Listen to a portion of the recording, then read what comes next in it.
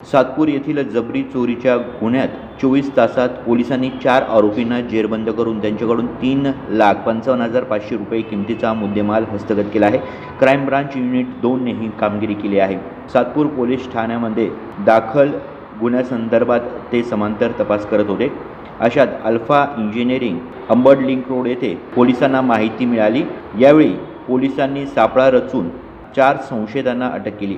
यात नागेश्वर पालवे, आकाश जाधव, सुमित नेटावटे आणि प्रकाश तापसे या 4 जणांना अटक केली आहे. त्यांनी चोरी केलेल्या गुन्ह्याची कबुली दिली असून त्यांच्याकडून रोख रक्कम, मोबाईल आणि स्विफ्ट कार असा 3,55,500 रुपयाचा मुद्देमाल हस्तगत केला आहे.